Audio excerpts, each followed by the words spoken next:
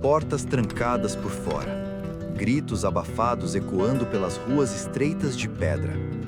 O silêncio que se segue é ainda mais ensurdecedor. Nas ruas úmidas e lamacentas, carroças de madeira passam lentamente, recolhendo o que restou de famílias inteiras, enquanto o cheiro doce e enjoativo da morte paira no ar denso da madrugada. Ninguém ousa olhar pela janela ou abrir uma fresta. O vizinho gentil de ontem é a maior ameaça de hoje. O pânico engoliu qualquer traço de esperança.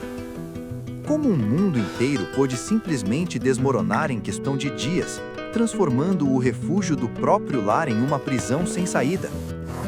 O que se abateu sobre a Europa no século XIV não foi apenas uma doença aguda.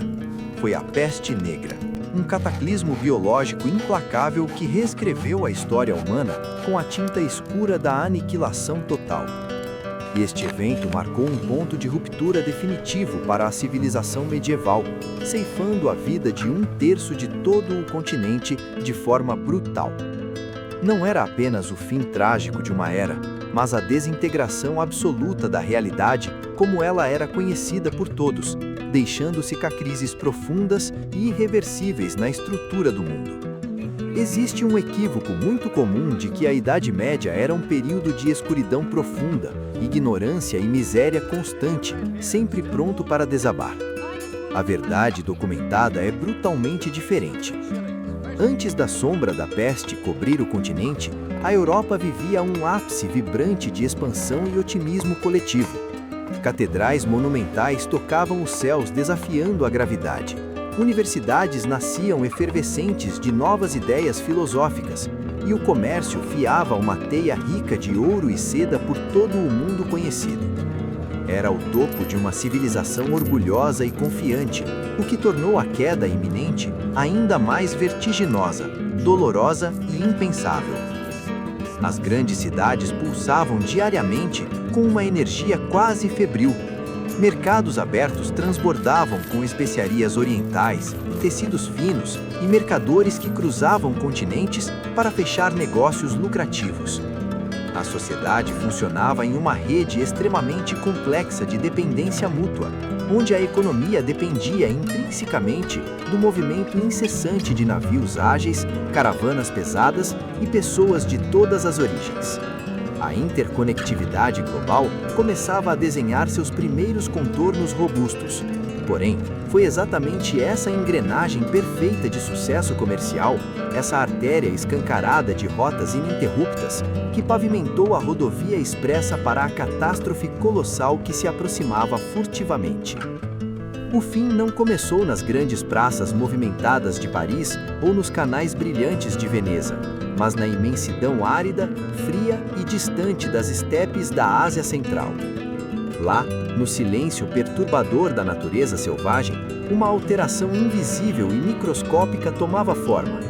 Uma bactéria letal, adormecida em tocas escuras de roedores, encontrou seu caminho evolutivo para as pulgas. Era um processo silencioso, totalmente alheio aos grandes impérios e suas guerras, movido apenas pela biologia cega. Um predador minúsculo que não conhecia reis, não respeitava fronteiras e não temia deuses, aguardando pacientemente uma carona nas costas da expansão humana. O encontro fatídico entre a ameaça invisível e o mundo civilizado ocorreu nos muros altos e sitiados do porto comercial de Cafa, na península da Crimeia. Ali, o violento cerco mongol não trouxe apenas flechas chovendo do céu, mas corpos infectados, arremessados por catapultas diretamente para dentro da cidade amedrontada. Cafa tornou-se o portal físico do inferno na terra. Quando os mercadores genoveses embarcaram apressadamente em suas galés, fugindo desesperadamente do cerco em direção às águas calmas do Mediterrâneo, eles acreditavam estar navegando para a salvação definitiva. Na verdade, estavam importando o apocalipse diretamente para o coração vulnerável da Europa. O movimentado porto de Messina, na Sicília, foi o primeiro a receber os navios fantasmas vindos do leste. A partir do momento em que as amarras tocaram o cais, a disseminação foi avassaladora, silenciosa e totalmente imparável. A tragédia engoliu cidade por cidade, porto por porto, em questão de semanas. O contágio corria pelas estradas de terra com a velocidade destrutiva de um incêndio florestal com o vento a favor, deixando um traço de impotência e confusão generalizada.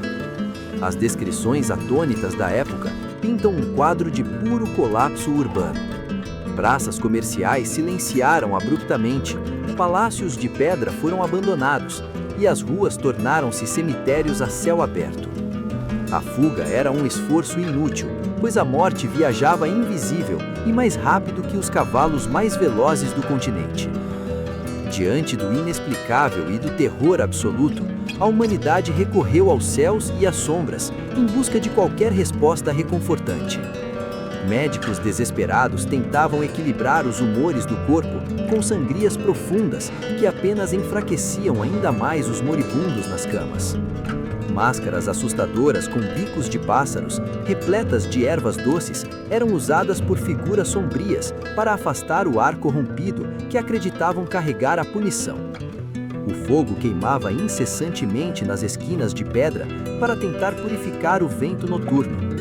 Estrelas desalinhadas e castigos divinos severos eram as explicações mais aceitas nas ruas. Cada tentativa de cura parecia apenas acelerar o fim inevitável, misturando a ignorância médica da época com o pânico cego das multidões. Quando a morte se torna onipresente em cada quarteirão, a moralidade básica é sempre a primeira a perecer nas mentes humanas. Os laços mais sagrados da sociedade se desfizeram rapidamente como cinzas ao vento. Pais terrorizados abandonavam seus próprios filhos doentes, troncados em quartos escuros. Maridos fugiam de suas esposas na calada da noite ao primeiro sinal de suor febril. A lei perdeu todo o seu sentido prático, pois juízes severos e guardas armados também tombavam sem distinção. O medo do outro tornou-se a única lei verdadeira e respeitada. Relatos contemporâneos descrevem com clareza uma histeria coletiva, onde a empatia natural foi rapidamente substituída pela autopreservação animal e brutal. A sociedade deixou de ser uma comunidade unida e tornou-se um amontoado trágico de indivíduos isolados aguardando o pior. O desespero prolongado é a fornalha perfeita para forjar o extremismo violento. Sem conseguir golpear a bactéria invisível que os caçava, as massas furiosas e amedrontadas buscaram alvos de carne e osso para descontar sua ira. O fanatismo cego explodiu nas ruas lamacentas com procissões aterrorizantes de flagelantes, homens em transe que se açoitavam publicamente até rasgar a pele, implorando perdão a um Deus que parecia ter virado o rosto. A loucura coletiva exigia culpados imediatos para o sofrimento. Minorias vulneráveis foram caçadas sem nenhuma piedade pelos becos. Comunidades inteiras foram falsamente acusadas de envenenar poços de água e acabaram queimadas vivas em fogueiras alimentadas puramente pela histeria, mostrando o quanto o medo absoluto transforma vítimas acuadas em monstros implacáveis.